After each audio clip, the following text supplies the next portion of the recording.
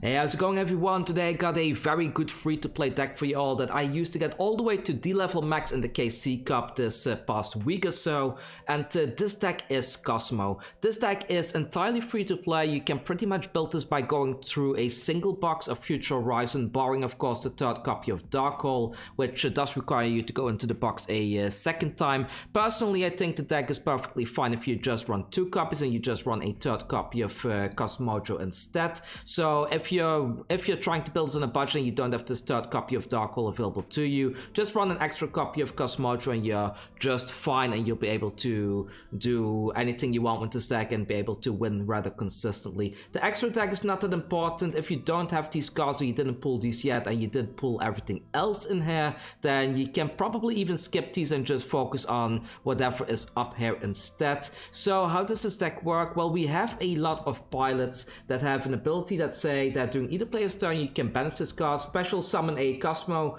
from your hand onto the battlefield. Basically, the level that you can summon is always one level higher than the card that you have. For example, the Strawman can special summon anything that's level 3 or higher. The Tin Can, for example, can special summon anything that's level 2 or higher. And then this, because it's a level 3, yes, you guessed it, you can special summon anything that's level 4 or higher. The main thing that you want to be going into when you special summon something from hand is, of course, one of your ships. Like we have the Forerunner, we have the Slip Rider, and we also have the Kozmo Dogfighter right over here. Each of these ships has a very cool ability built into it, and that is when this card is destroyed by battle card effect and sent to the graveyard, you can banish this card from your graveyard to special summon a Kozmo monster from your deck. This again is like the pilots, where the pilots have like you can special something that's a level higher. Well, in the case of the ships, you can special summon anything that is a level lower. So a level 6 can special summon anything from level 5 or lower, so you can even special summon your Slip Rider straight from the deck. This one, because it's a level 7, you can pretty much special summon everything in the deck except itself, so you get the point. Like when these get destroyed, you get to special summon something from the deck. Then on top of that, we have this very cool effect on Kozmo Strawman. This one lets you pay 500 points and then you can target one of your banished Kozmo monsters, which usually happens when you banish your ship from the graveyard. They get banished, and then you can special summon that to the field, although its effects are negated. Keep in mind that this effect negation is only applied while the card is actually on the field, so if you do destroy it with something like a Dark Hole or a Kozmo, you still get the trigger effect in the graveyard going off. So you can kind of get why I'm running so many Dark Holes here, because I want to basically be destroying my own ships to be able to go to pieces like the Slip Rider. Like this one lets you target one spell or trap card on the field and destroy it. This is very important because a lot of people right now, they are running stuff like Drowning Mirror Force, they're running stuff that targets, they are running stuff like Mirror Force itself that would normally destroy your monsters when you attack in, but because of the Slip Rider, you can very easily just pinpoint the traps and spells, target it, destroy it, get it off the field to make it easier for your monsters to attack in. So if you destroy one of these, let's say you've already went into your Slip Rider, you got rid of your opponent's back row, maybe you used Kozmo to pop something else on the field, or you used a Dark Hole to be able to clear the whole field, including your Slip Rider, what do you want to special summon onto the field? Well, the number one monster that you want to get onto the field after you've pretty much cleared your opponent's board is the Kozmo Farm Girl, because this one says when this card inflicts battle damage to your opponent, you may pay 500 life points to add one Kozmo card from your deck to your hand. Usually what you want to go to is a Forerunner, but in some situation you can also get a Dark Lady if you expect your opponent to be having some kind of a monster effect coming up after you attack in next. But as you can see, like this is 1500 attack, so when you use this effect to get a Forerunner from the deck, then you banish the Farm Girl, because this is pretty much an instant speed to then special summon the Forerunner onto the board. This is a 2800 attack monster, and 2800 plus 1500 pretty much means OTK against most opponents. So if you have a hand where you can get a ship on the board, you then Dark Hole it off the board, you then go into your Farm Girl, you attack in, you get this one from the deck, you special summon it, and you've pretty much won the game. That's how most games are going to boil down. In some cases, if you do draw into your Farm Girl, you can go into something like a Kozmo Kozmo Strawman instead. Then you can even use the second ability, the 500 life points, to get the ship that you just banished back onto the field. Then you use the Kozmo Strawman's banish effect to get the farm girl onto the field. You attack in, you fetch something from the deck, and you finish off the game. It's very simple. It's such an easy deck to be able to OTK with if you happen to go second. If you go first, it's not the worst either, because if you have something like a Kozmo Dogfighter on the board early, like you can get this one onto the board as early as turn 1 and maybe set something like a Kozmojo. Like this one, during your opponent's standby phase, you can get a 2000 attack, 2400 defense token onto the field, which is very nice if you want some extra budgets on the board, if you want to go into something like a Nightmare Phoenix during your turn, which again helps you to deal with the back row. But getting this one onto the board has a very nice combo early on, because having this on the board, not only does it give you that extra Dogfighter token during the opponent's standby phase, but it still has that Destroy by Battle to be able to special summon something straight from the deck, which can be a level 5 or lower. So you have some combo potential where you get this onto the board, you activate your Kozmojo, targeting your Dogfighter and destroying it. Then you can get rid of something on your opponent's side of the field, and then you special summon your Slip Rider, which then activates because it got special summoned to let you target and destroy a spell or trap card on the field, which can in some situations stop your opponents from pretty much setting up at all, especially if they go second and they put like 3 things down on their side of the field. Well, you can very easily clear it with this combo. But that's enough talk. Let's just jump into a ranked duel with this deck, just so I'm able to maybe explain a bit how this deck functions, how I evaluate my hands, so you can get a bit of a better idea how to play with a deck like this yourself. We're currently searching for an opponent. I am playing Kaiba now. I have the beatdown hero ability, or whatever you want to call it. The ability is not necessary to play this deck. You can play this perfectly fine with no ability at all, or no skill at all.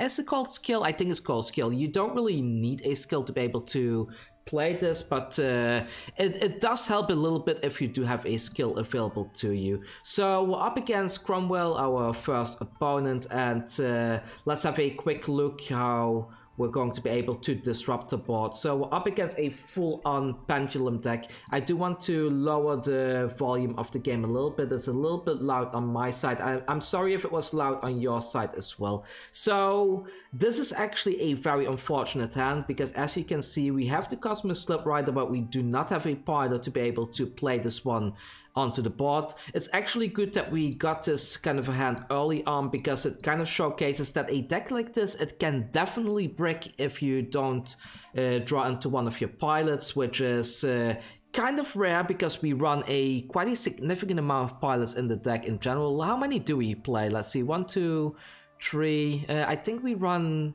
7 pilots in the deck, so that's almost 1/3 of the deck. So usually you draw into one. Anyways, there we go, there's our pilot. So our hand has been fixed, but now the opponent has no back row. They have 1 set monster. This pretty much means that we can pretty much now OTK on the spot. The way that we do this is we play the Kozmo Strawman, we activate its effect in order to get one of our ships on the board. So as you can see, during either play turn, you can banish and special summon a Kozmo from your hand, which is gonna be this Kozmo Slip Rider, which I will put onto the field right now. And normally, if your opponent has a spell back row, you want to activate this. Right now, you do not want to activate this because we don't want to destroy our own stuff. But then we use the Dark Hole, which destroys both our monster and the opponent's monster. The Kozmo Slip Rider now activates in the graveyard because of its destruction effect to special summon something from the deck. I go into my farm girl, and if my opponent doesn't have any disruption in their graveyard or the hand right now, we are pretty much set up to OTK them and win the game. So we just attack in for 1500 damage. I do see a delay there, so I guess my opponent has something. They do not stop that effect, which means that now we can actually get something from the deck. They have a life point boost. Then we cannot OTK them on the spot, but we can still get the Forerunner onto the field in order to be able to do some stuff in the next turn. So we activate the monster effect in order to get the Forerunner now onto the board, like so, being able to deal 2800 damage. So normally if my opponent was at 4000 life points, we would have been able to win the game right here. Unfortunately, they were 1000 life points higher, so we didn't win just yet. But having the bottom strap hole set up makes me fairly confident that we are most likely going to be winning this game, especially if they do set up some back row and they do destroy our Kozmo Forerunner, then we are pretty much fine to go. So I'm going to activate this now. I think by banishing this, we are kind of in an okay position right now. And let's see if they set up some back row or if they're just going to concede. In this case, they are going to concede, and this is the power of the Kozmo deck in general. So we were able to win that one. I will run into another game just to be able to give you a bit more example of how this deck functions. It's just silver rank. I haven't been really all that focused on the ranking system in general lately, but let's just keep going and seeing what else we can pull off here. So we're searching for our next opponent, so let's wait and see who we are going to face. Bit of a delay there. There we go, matching successful and starting the duel. So who is our next opponent? Let's have a look.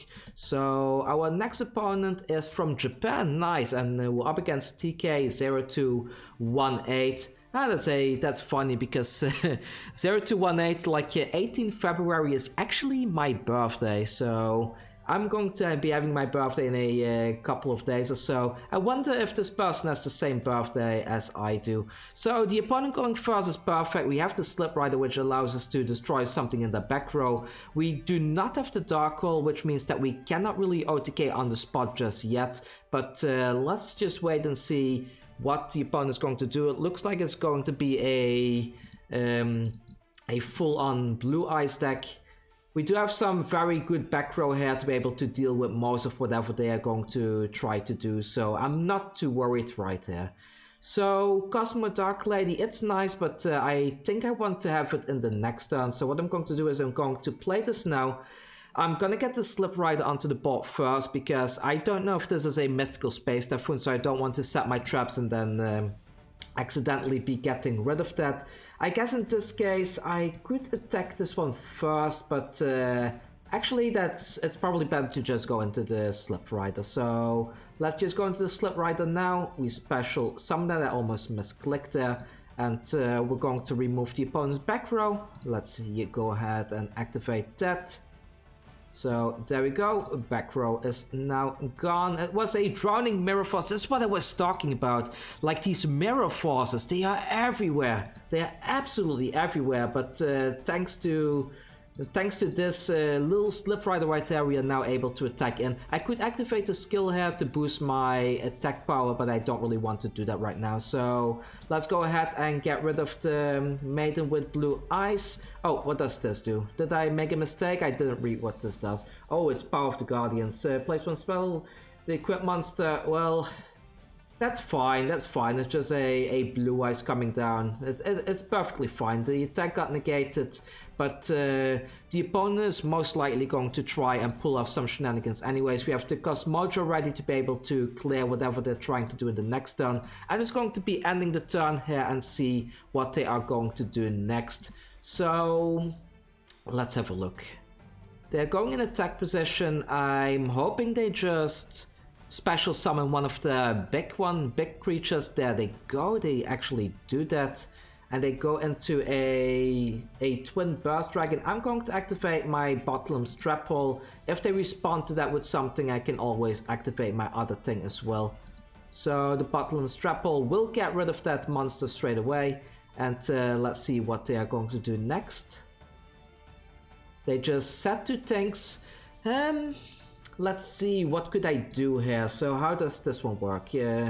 When this card is down from deck, you can negate the thing if you change the bell possession. You can special summon one Blue Eyes from your hand deck or graveyard. So they are going to be able to get that Blue Eyes regardless here, right? So that's something that we don't really want. However, I am able to negate that activation during my turn by using a Kozmo Dark Lady. So what I'm going to be doing here is I wanted to activate this just now. That was a bit of a mistake on my side that I tried to activate that there. So what I'm going to do is I will activate this now.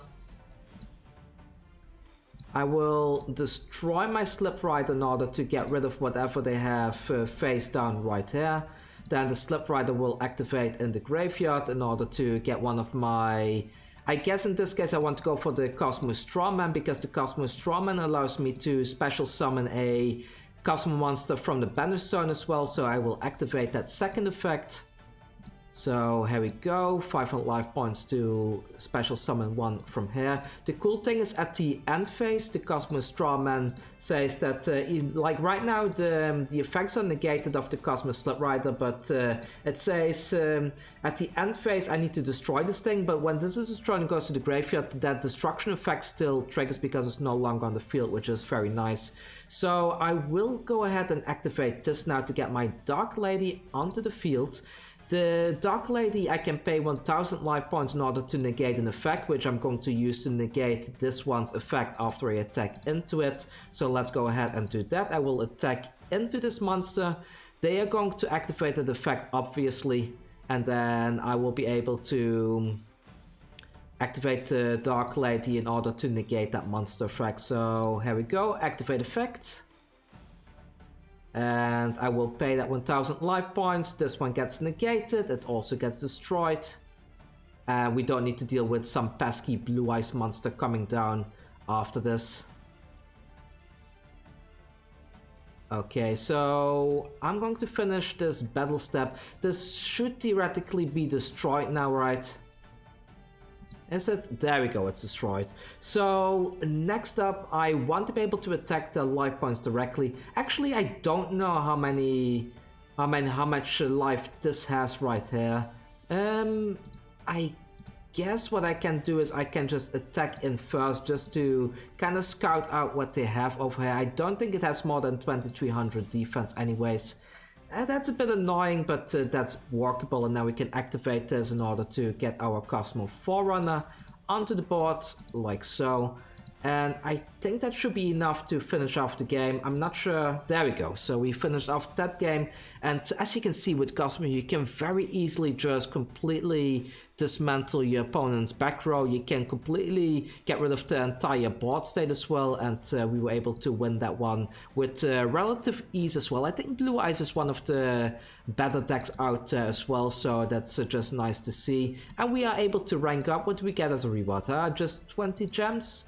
I think we get something more, it's probably in my reward box, but that doesn't matter. Let's jump into another game so we can discuss a little bit more how this deck plays, and then I think maybe one more game after that, and then we can probably call the video. And I probably gave enough explanation how to run Kozmos. As you can see, it's a very solid deck. Like, this video is unscripted as well. I just started to record, and as you can see, we haven't even lost a single game ever since we started recording, which just shows that this is one of those decks that is really good, but really undervalued in my opinion.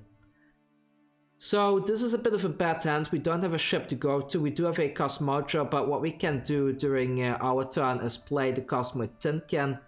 It's a bit of a shame that they only put one back row down there, because we would have been able to pull off some nice shenanigans if we had a ship to destroy here. But what I'm going to do is I'm going to be summoning the Kozmo Tin Can, and this is a card that I haven't really explained the effect of yet. Like this one, at the end of the turn you can pay 500 life points, reveal 3 Kozmo cards, and then your opponent gets to pick one and you put the rest in your hands. It's perfect to get pilots into your hand. It's also perfect to get the right ship into your hand, or any ship at all, I should say. So I'm going to be playing that, and I'm going to be putting this one down as a set card. I'm hoping this is not a Mystical Space Typhoon, but let's go ahead and end the turn now. We activate the Tin Can to get a ship into our hand.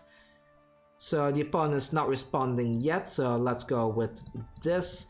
I should probably have put the Dark Lady down now. Like just now when you saw the activation popping up, I should definitely have reacted to that. But let's see, maybe they give us a Slip Rider instead, which would be a little bit beneficial for us, I guess. They do not give us a Slip Rider, and we do not get a window to activate this anymore, unfortunately. So the opponent draws. Normally you could already put your ship onto the field. Now personally I like to wait until my opponent tries to target something that I'm doing. What I'm gonna do is I'm going to be putting my Kozmo Fighter onto the field now, so let's go ahead and do that. I kind of suspect, I think that this card over here is probably a Mirror Force of some sort, and I don't know what this card is yet. We saw they didn't activate this, so I want to get rid of this now. So I will activate the Kozmo to destroy my ship, which lets me special summon something straight from the deck. So let's select this. I will get rid of this back row that I just put down first, which was a polymerization.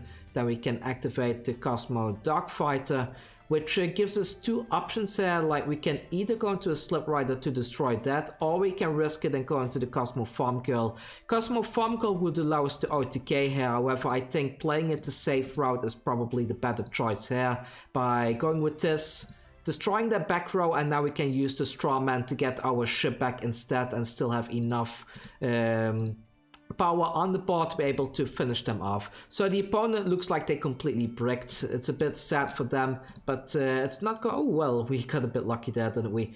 So normally you could attack with your Farm Girl, fetch one of your Forerunners from the deck. However, this is another way to finish out games. If your opponent has nothing left on the board, you can just simply activate your Strawman, use that second effect to get one of your ships back.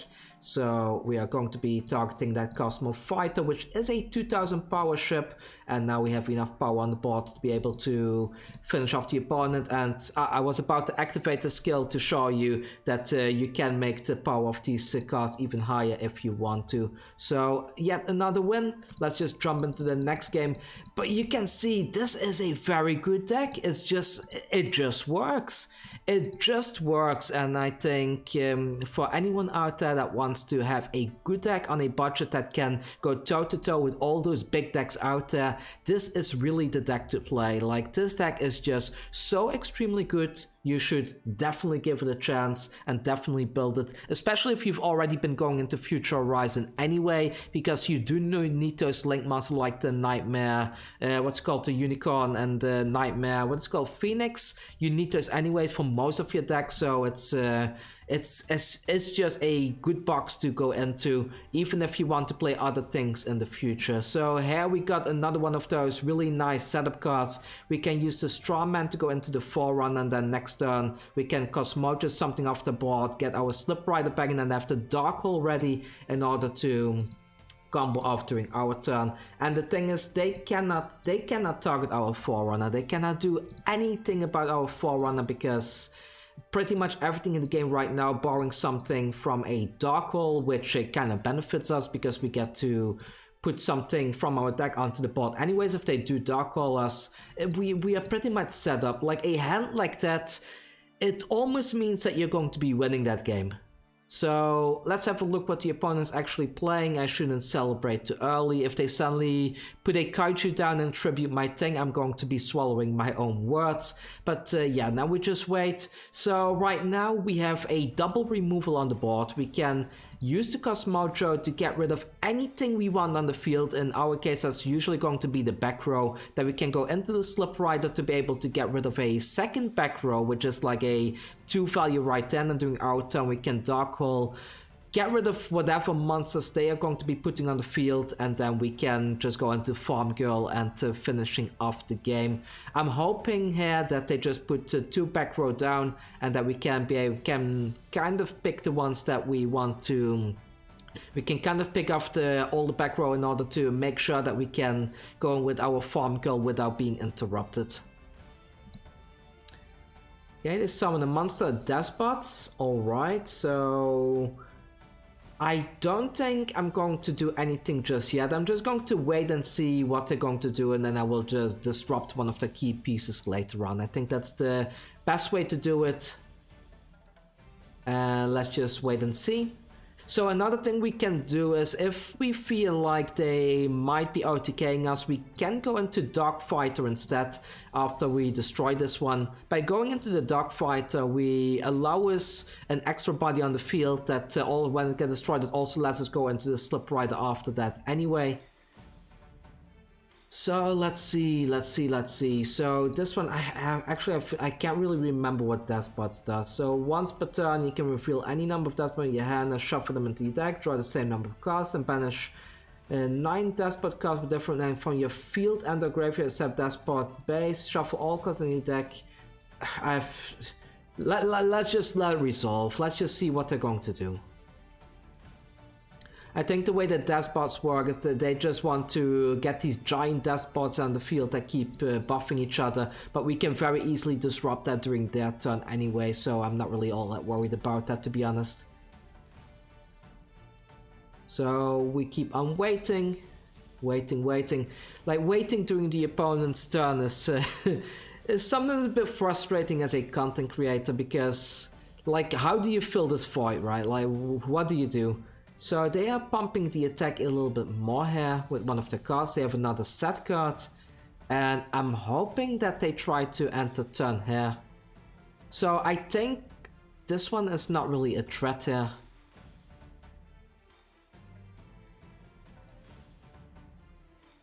Why are they attacking? Let's see. Once per turn during either play you can time one despot. I'm actually not sure why they're attacking here. Are they going to be buffing the attack? I'm not too worried though, because if my thing gets destroyed, then so be it. There we go. So we get a destruction effect, but we do get to go into our Forerunner anyway, so we can put our Dark Fighter down next, like so. And then we just wait for them to give the message that they want to enter turn.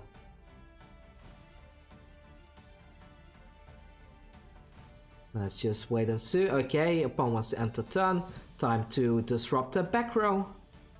So we destroy our Dark Fighter in order to get rid of whatever this is. It was a Book of Moon, is a very good hit. And then we can activate our Dark Fighter to get our... what's it called, our Slip Rider onto the field next, so Slip Rider comes down. And I think between these two things, this is probably the target we want to hit, so let's go ahead and get rid of that corner card right there as well. So let's say goodbye to that now, which was a Fiend Exchange, very good hit right there. Actually, maybe the Fiend Exchange was not that good of a hit. So next up, so we have two options here. We can Strawman, get our, let's see, we can get our Forerunner back. Actually, I think that's a good thing. Like, we get the Forerunner back, we Dark Hole, that allows us to get another Slip Rider from the deck, and then we can make sure that we can OTK them in the next turn. Unless this is another Fiendish Chain, probably isn't though, so let's go with this. Pay 500 points, we get our Forerunner back onto the field. Once it's on the field, we're pretty much good to go. There we go, the Forerunner is down. And now we are pretty much set up to be able to finish off this game, I guess. So we activate the Dark Hole, destroying our entire board. We will get 2 triggers from the Forerunner and the Slip Rider. The Forerunner is going to get a Slip Rider straight from the deck. And there we go. This one activates, this one activates. We want to get the, with this one we want to get Farm Girl, because Farm Girl allows us to OTK here. So we put the Farm Girl down next, and then this one we get the Slip Rider from the deck to be able to get rid of the back row as well. So here comes the Slip Rider, we activate the Slip Rider, and we destroy this thing, which was, what was that? A Treacherous Trap Hole. Target 2 monsters in the field. If you have no trap cards in your graveyard, well, well, good thing that we got that Fiendish Chain into the graveyard earlier then, and then now we can go and battle 2300 damage right there, into 1500 damage right there, and then we can activate Farm Girl's effect in order to get our last copy. Well, I guess in this case we go for Dark Lady, just in case they activate some kind of a monster effect from hand, then we can grab the Dark Lady, because this has that nice 1000 point effect negation. And I think that's pretty much a wrap for today's video. Kozmo, a really cool free-to-play deck. If you want me to do a guide sometime soon where I explain how to farm gems to be able to build a deck like this on a relatively fast pace, the short answer how to farm gems is to simply level the the main story characters up to level 30. That's what I've been doing for the most part by farming all the trainers and what do you call it, in the open world. But you can also do things like going to the gate and farming trainers there. But look at this win rate streak, like just a casual 5 streak win while I'm recording the video. That went a little bit better than expected, to be honest. But as I was saying, so to be able to get gems easily, what I tend to do is I tend to level up my characters to level 30. If you do this in the first series, you can get a nice 200, 250 and 300 gem reward from getting them to level 30, and an additional 50 gems for finishing this level 30 thing. So as you can see, like, most of my things are already at level 30 because I wanted to get the gems. After level 30, the XP required to level up is not really worth the gems that you get out of it. So I think once you level 30, it's probably best to just move on to a different hero or try to unlock one of the heroes from the quests that you have available, and just keep on grinding like that. It takes a while. In my case, I think it usually takes like a day or so to be able to get one of these to this level. However, these are a lot of gems, and if you go through that's what's called the Future Horizon box once, I think it's 180 packs in the box in general, then you can let's see, where's it? Oh, it's not Future Horizon, it's Future Circuit. I've been saying it wrong the whole time. Really, my bad. You need to go into this box. So you start with 180 packs in this box, which means that at 50 gems per pack, you need a solid amount of gems, but you can get that. Just keep grinding, keep doing the quests, keep doing the world quests especially, and just keep on investing into this box, and then eventually you will have a very nice deck build up and set up so that you can start grinding in the ranked mode with relative ease and get a lot of really sweet rewards from there. Anyways, thank you for watching, everyone. I will see you all next time, and yeah, have fun playing Cosmos.